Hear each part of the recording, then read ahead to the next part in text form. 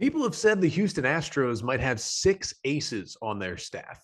Well, the team with the aces this weekend was certainly the Baltimore Orioles, as they get a huge series win in Houston against the best team in the American League. I'll recap the weekend series win for the O's and where it puts them moving forward coming up on this episode of the Locked On Orioles podcast. You are Locked On Orioles, your daily Baltimore Orioles podcast. Part of the Locked On Podcast Network, your team every day.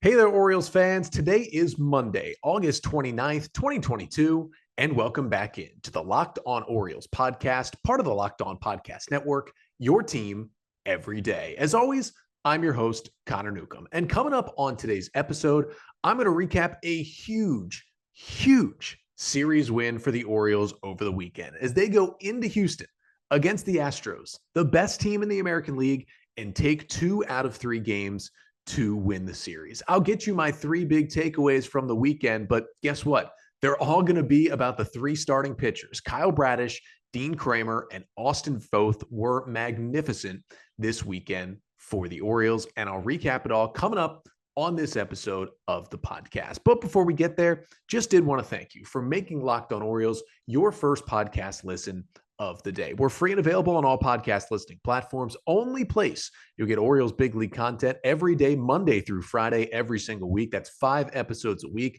Make sure to subscribe and follow the pod wherever you listen, and hit that red subscribe button right here on the Locked On Orioles YouTube page. Like and comment on the videos as well to keep yourself in the conversation. We thank you so much for making Locked On Orioles your first podcast listen of the day. And for your first listen today, Orioles take 2 of 3 from the Houston Astros at Minute Maid Park this weekend. Just a huge weekend for the O's as they get themselves to 67-60 on the season.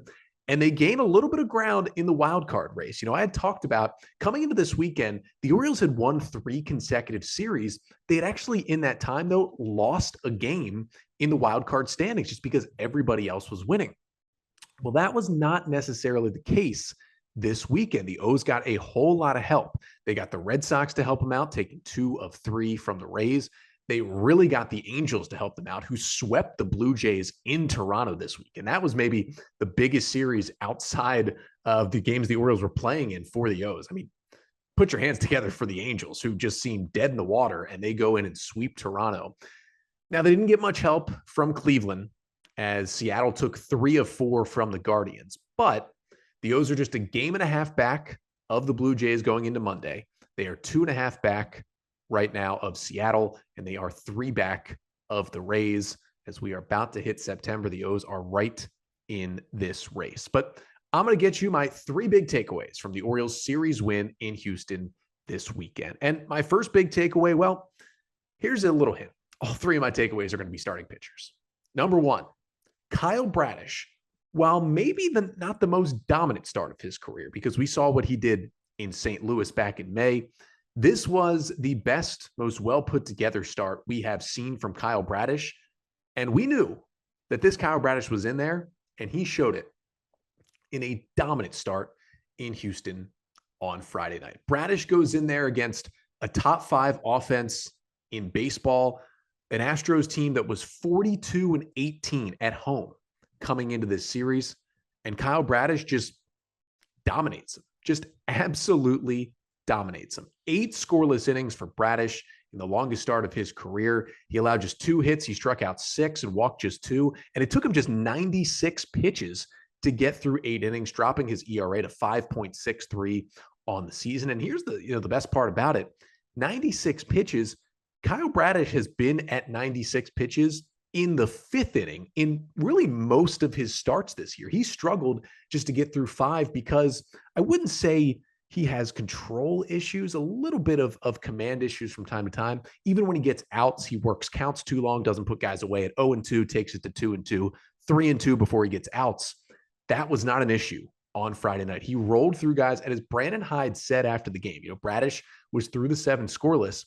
He said it wasn't a tough decision to send him back out there for the 8th, where Bradish went out there and got a 1-2-3 8th. He said the tough decision was whether or not he sent Bradish back out there for the 9th inning at 96 pitches.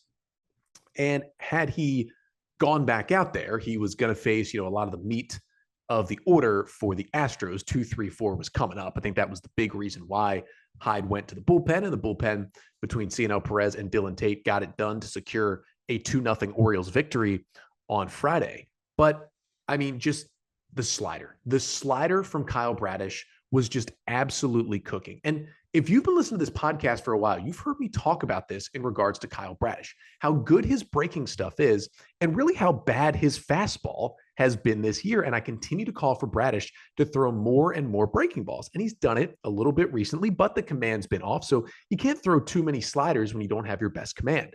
Well, like he did in that start against the Cardinals, when he struck out 11 batters over 7 innings in May, he had pretty elite slider command on Friday night. He threw 49 sliders of his 96 pitches. That was 51% sliders, by far his most used pitch. He got 13 whiffs on that slider alone on 29 swings. It was about 87 to 89 on the night, and 13 whiffs on one single pitch from an Orioles starting pitcher is the most anyone has had since May of 2021. When John Means, with his changeup in the no-hitter he threw against Seattle, he had more than 13 whiffs on that changeup. That's how good Kyle Bradish was with the slider on Friday night. He did drop it in for a called strike 4 times, but it was the swings and misses, not just out of the zone, but in the zone as well, that made him so good. And listen, 51% sliders, obviously the biggest percentage he's thrown. Number 2 in slider percentage was right around 36%. You know what start that was? The start in St. Louis, his other amazing start in May when he struck out 11 and didn't walk anyone over 7 innings of work. So a little bit of a pattern there. When Kyle Bradish has the slider command, he can throw it more than any other pitch. It's a dominant pitch, and it can get hitters out. Because, listen, Kyle Bradish, he's still going to throw a 4-seam fastball. He still threw 33 4-seamers. He basically went slider fastball. It was 49 sliders, 33 4-seamers, and then he threw 9 curveballs and 5 changeups on the night. He was essentially a 2-pitch pitcher. And he got 4 whiffs on the fastball, and the velo was a little up. But according to StatCast run value, which is a good stat that kind of shows how good or bad a pitch is and tries to put it into context on how many runs that pitch is costing you. It's not a direct correlation, but it's a solid way to compare one guy's fastball to another guy's breaking ball per se. Kyle Bradish's 4-seam fastball with a negative 17 run value going into play on Friday was the 4th worst pitch in all of Major League Baseball. Of all the pitchers and all the pitches they throw, Bradish's fastball was the 4th worst pitch in baseball. That's how bad it's been. So you throw it a season low 34% of the time, and guess what? It works a little better. And for the first time all year, and I get that some of this is because, hey, if you throw a pitch less, you're less likely to give up a hit on it. But for the first time all season, Bradish did not allow a hit on his 4-seam fastball in this game. You add that to what the slider did. You can throw in the curveball and the changeup every now and then. It was good stuff from Kyle Bradish. But his changes were not just the pitch usage. He also talked about after the game some other changes he has made. And most importantly, he has changed where he stands on the rubber. His entire career, dating back to when he was pitching at New Mexico State, he had pitched from the third base side of the rubber. He has moved himself over to the first base side of the rubber. It's interesting to see how that has played with some of his pitches. He worked it in his last start and was there the entire time on Friday night. Obviously, that works out for him. And if you watch him pitch and you go to StatCast and you look at his release point has been different these last couple of starts, just where he throws the ball from, than in any of his other starts earlier this year. His horizontal release is different. And he's essentially just, if you put the videos together, he's throwing from a little bit of a different spot, and it's working better. And I've talked about how good the stuff is, kind of minus the 4-seamer, although it still has good velocity for a starting pitcher. If he's going to have this slider and have this command, and then he can work the fastball as a secondary pitch, and he can toss in the curve with the change at any time, he's a different pitcher. He's a go-to guy for the Orioles down the stretch, and he's not going to throw 8 scoreless every time. He's going to walk more batters. He still has a little bit of command issues, but he certainly figured out something, and that is huge for the Orioles. And then Friday night, yeah, they didn't get a lot of offense, but it was enough. And what was enough? A Ramon Urias 2-run homer in the 6th inning that broke the tie, put the Orioles up 2-0. I mean, Urias crushed this ball onto the train tracks in left field, 105 off the bat, 389 feet for his 14th home run. And then Bradish gets the 8 scoreless, and the Oriole bullpen coming in and does the job. And of course, it couldn't have ended any other way on Friday night. Cionel Perez gets 2 outs, but allows 2 base runners on. So it's 1st and 2nd, 2 down, a 2-0 lead, bottom 9. And Trey Mancini stepping up to the plate. Dylan Tate comes into the game, and Tate strikes him out on 3 pitches, back-to-back nasty sliders to get him. And the O's got a huge 2-0 win in Game 1. But the script for Game 2 on Saturday kind of went the same way, with a dominant deep start from Dean Kremer. And coming up next, we'll take a look at Kremer's start and how he just kind of followed up Bradish to continue dominating the Astros order. But first, before we get there, just want you to, for a second, sit back and picture this. Now, it's never okay to drive stoned. If you feel different, you drive different. Drive high and get a DUI. It's never okay to drive stoned. You put yourself and others in danger. If you've been using marijuana in any form, do not get behind the wheel. If you feel different, you drive different. Drive high and get a DUI. Are you one of those people who thinks it's okay to drive stoned? What's the worst that can happen? You end up driving below the speed limit? It's no big deal, right? Wrong. The truth is your reaction times slow way down when you're high. You not only put yourself in danger, but everyone around you. Talk about a buzzkill. So stop kidding yourself. It's not okay to drive high. If you've been using marijuana in any form, do not get behind the wheel. If you feel different, you drive different. Drive high, get a DUI. So we're talking Orioles and Astros as the O's go in and get a huge series win in Houston, taking 2 out of 3. We talked about the Friday night game, Kyle Bradish's performance to get Game 1. But the O's clinched the series on Saturday, and it was Dean Kremer who followed up Kyle Bradish in this game and pitched almost as well as Bradish did.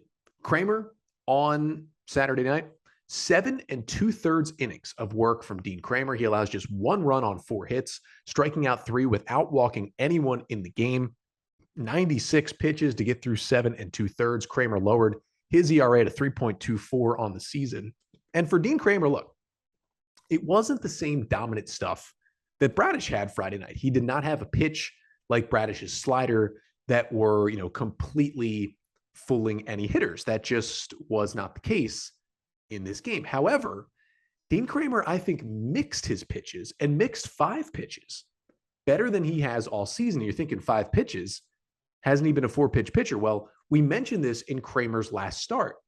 He has kind of slid in a sinker to his fastball repertoire. And now on Saturday, his sinker, his pretty new sinker, was his 2nd most used pitch. Now, he was very cutter heavy. And early in Kremer's career, the cutter was the pitch at times. Then it became a problem pitch in 2021, but the cutter is kind of being back to being a go-to pitch for Kremer. And of his 96 pitches, he threw 38 cutters. That's 40% of the time, by far his most used pitch on the day. And listen, he only got 6 whiffs on 45 swings. He was not getting a lot of swings and misses. But 4 of those 6 whiffs did come on his cutter. The velo was up. It was averaging about 99, topped out at 91 with that cut fastball, which is a good velo on that pitch. And he was able to, jam some lefties, run it away from righties. And he was in the strike zone a lot with that pitch, and it worked out for him. But then you look at the mix beyond that pitch. So it was 38 cutters.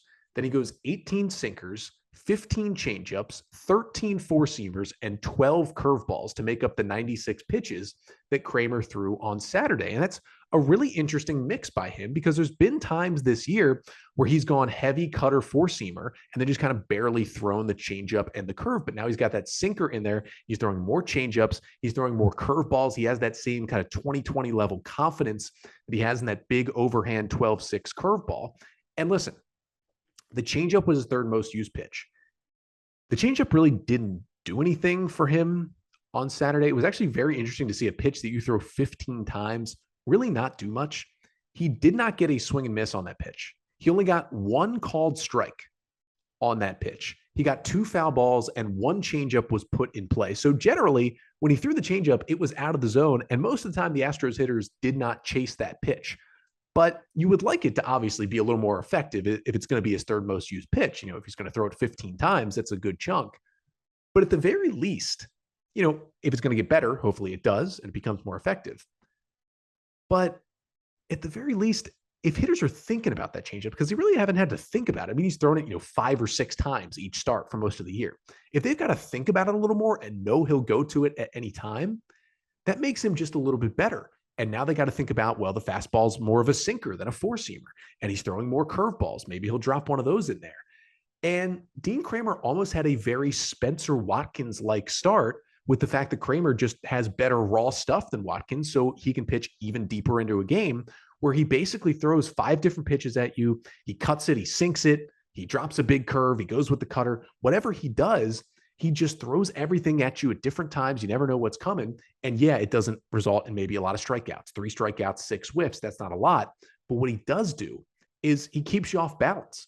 And that is what Kremer did all night to these Astros hitters. And, he did give up a run, which Bradish didn't in the 7th inning, but he bared down after giving up that run, got out of the 7th, actually pitched into the 8th and gave himself 7 2/3 innings.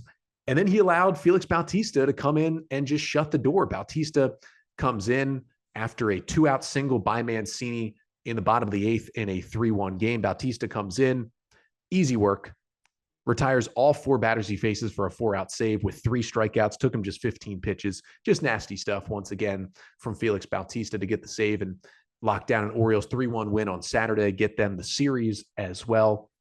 And once again, just like Friday, it was the long ball. And not many of them, but it was just enough. Now, it was 2 homers for the O's on Saturday, and they both came in the same inning.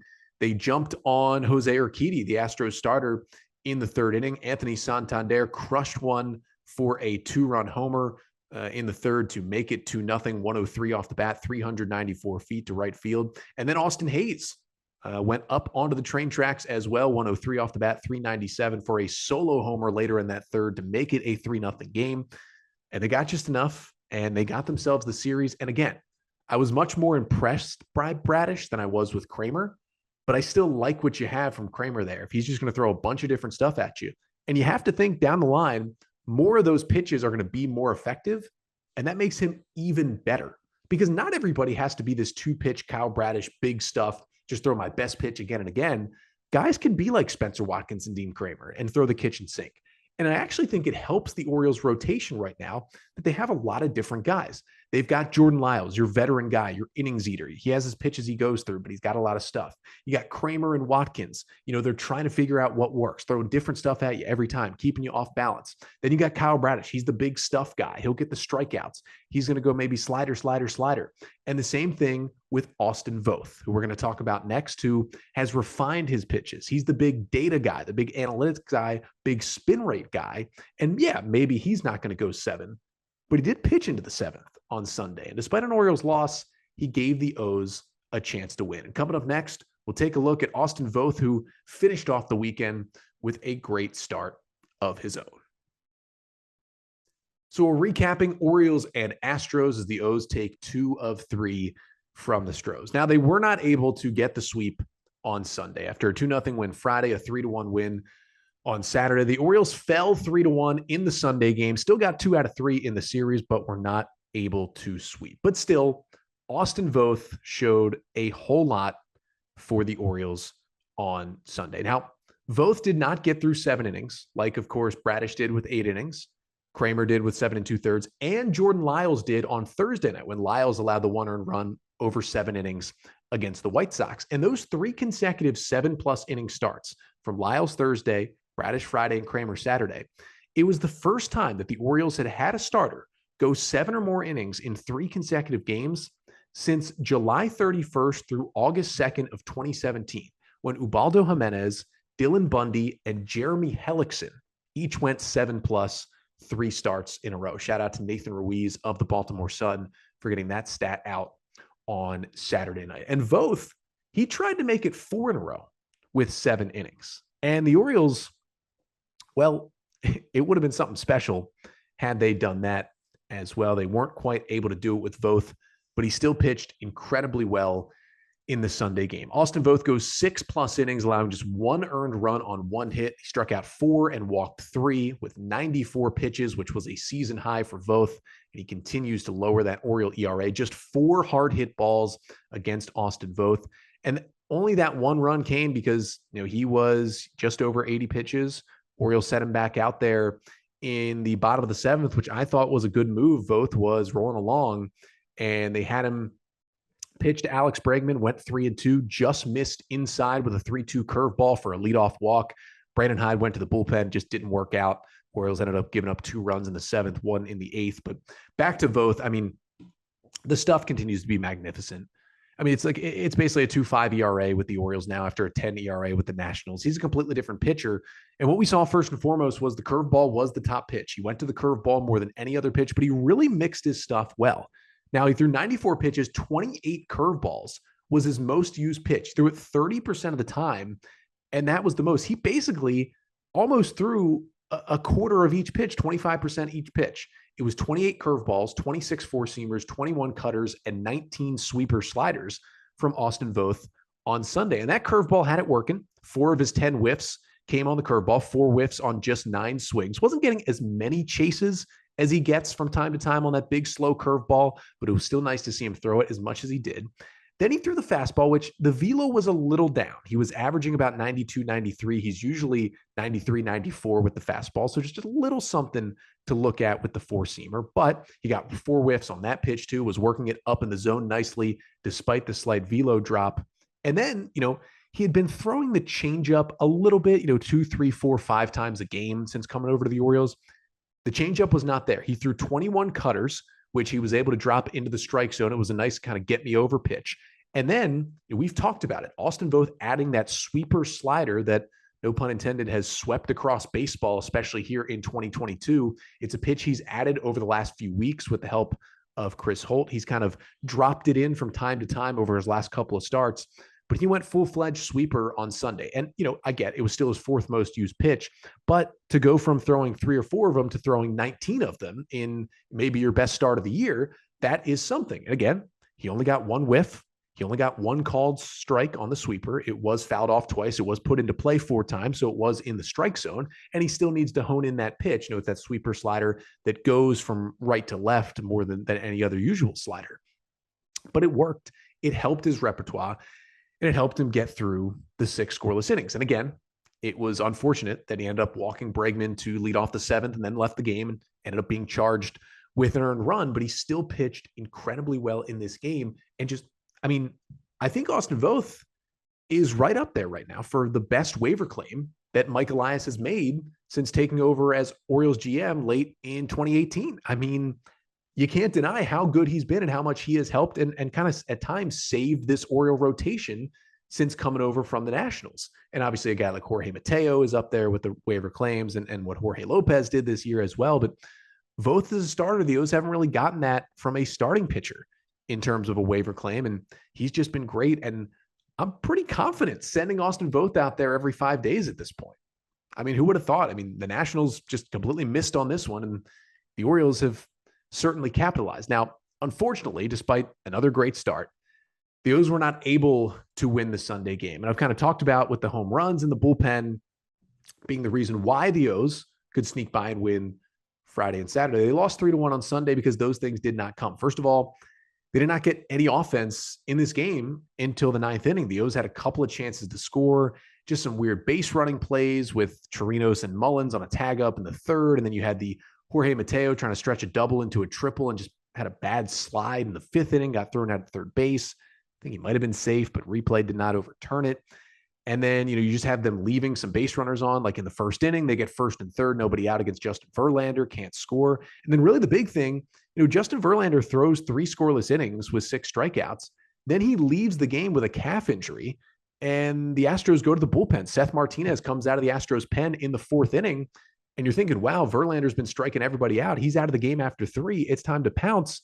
And the Orioles just did not do that until the 9th inning. And trust me, it was nice to see the O's rally in the 9th. Santander doubled. You get an Austin Hayes RBI single. Kyle Stowers with a pinch hit single. All of a sudden, the O's had Rougned Odor up down 3-1 with 2 on and 2 out. If Odor hits one into the gap, it ties the game. If he leaves the yard, the Orioles have the lead in the top of the ninth. He strikes out on a pretty good 3-2 changeup from Rafael Montero, who locked down the save for the Astros. And their bullpen, as I talked about Friday, been in a little bit of a rut here. Ryan Presley, their dominant closer, is on the injured list. They've had to kind of piece together the 8th and 9th inning. They did enough to get the Orioles out. But, the offense, I think, probably mostly to blame for Sunday. I mean, if you only score one and you don't do it till the 9th inning, you're not going to win many baseball games. But it was a little rough to see what the Oriole bullpen did once Voth left, because Brian Baker came into the game in the 7th inning, ended up giving up a double, put it second and third, got a big strikeout, but then a 2-run single from Krehbiel made it 2-0 Astros. And then he allows another base hit, comes out of the game. Joey Krehbiel comes in, hit batter, and then a big strikeout with the bases loaded. But then Krehbiel allows a solo home run to Alex Bregman in the 8th, which made it 3-0. Ended up being a really huge tack-on run for the Astros. And Krehbiel ended up finishing out the 8th, but him and Baker have not looked good lately. And once again, they did not look good Sunday. And I know there was a lot of complaints about how the Orioles used the bullpen because, Felix Bautista, he was probably available. He did get 4 outs Saturday. And, Cionel Perez and Dylan Tate were both warming, obviously, in the bullpen on Sunday, did not come into the game. And I get that. But at the end of the day, the O's maybe wouldn't have given up those 3 runs had Perez or, Dylan Tate, who's been so great lately, pitched in the 7th or 8th innings. But here's what you got to remember. The reason why the Orioles have a top 5 bullpen in baseball, and the reason why the Orioles are a game and a half out of a playoff spot right now, a lot of that has to do with their bullpen, and not just the back end guys, not just Felix Bautista and Dylan Tate, and at times Cionel Perez being dominant. The reason why the Orioles have had such great bullpen success is that the non-high leverage guys have still gotten key outs. The Brian Bakers, the Joey Krehbiels, the Nick Vespies, those guys have gotten some huge outs so far this season. The Keegan Aikens as well got some huge outs for the Orioles in the first half of this season. But since the O's traded Jorge Lopez, and again, their closer situation probably got better putting Felix Bautista in there. But as I've talked about, it's not about just replacing the closer. It's replacing that last guy in the bullpen. Right now, that spot is held by Rico Garcia, who the Orioles don't plan to pitch unless it's a blowout. So what you have to do is, when you now have Bautista in the 9th, and then you have kind of Tate and Perez as your other high leverage, you have to go to Krehbiel and go to Baker and maybe go to a Vespi in more spots than you would like, and go to a Keegan Aiken in bigger spots than you would like. And those guys early in the year, they had to do that too. Even with Jorge Lopez, there were still times when the bullpen got tired, especially because the starters early in the year were not pitching nearly as deep into the games as they are now. Those guys like Krehbiel and Baker, they had to get some big outs. And you know what? They did that early in the year. They got some huge outs. The bullpen isn't being managed all that different right now, except for the fact that you're without one of your high leverage guys in Jorge Lopez, since he was traded to the Twins and he wasn't really replaced with another high leverage arm to help you out. And so Brandon Hyde is still having to rely on guys sometimes like Joey Krehbiel and like Brian Baker and like Keegan Aiken in some higher leverage spots here in the second half of the season. The issue is Aiken has been worse the entire second half. Krehbiel the last couple of weeks has been worse. Baker the last couple of weeks has been worse. And they're just not pitching like they did early in the season. That's kind of the big thing with the bullpen right now, because they've been thrust into more of these roles and they're struggling a little bit. You got to remember, this is Krehbiel's first full year in a bullpen.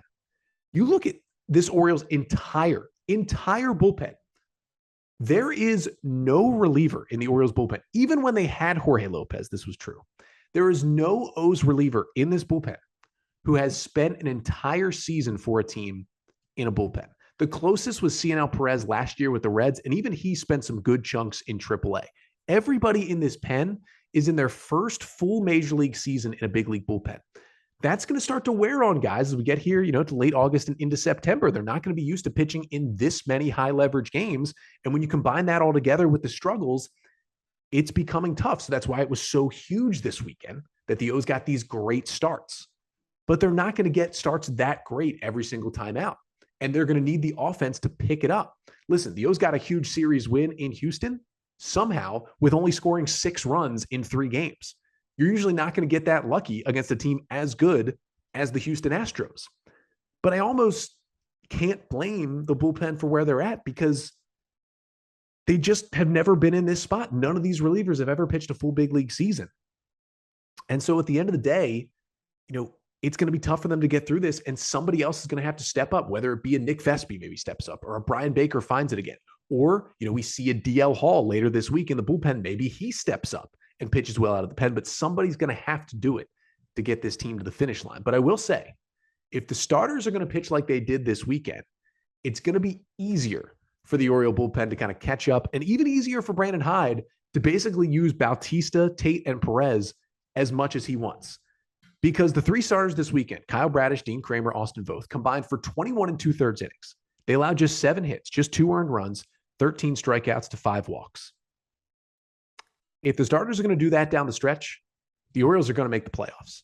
And if the O's keep winning series like they've done, 4 series wins in a row, I know none of them have been sweeps, but it's 4 in a row. If they keep winning 2 out of 3, they're going to be in the playoffs. They are right in this mix, and it is fun to watch. And if the offense can get going, it's going to be even more fun to watch for the O's. But they do get the day off here on Monday before going to Cleveland, a team that's been playing good baseball, but they just lose 3 out of 4 in Seattle. So maybe time to pounce on the Guardians this week in a 3-game series. But I'll be back with you here on the pod tomorrow. We'll continue our 2022 Orioles draft pick profile series. We're going to take a look at the Texas guys that the Orioles got. The catcher, Silas Ardoin, and the outfielder, Douglas Hodo. 2 picks on day 2 of the draft who have a lot of upside for the O's. We'll learn more about them and get you ready for the series against the Guardians coming up on tomorrow's episode. But until then, I'm Connor Newcomb, and this has been the Locked On Orioles podcast, part of the Locked On Podcast Network. Your team every day.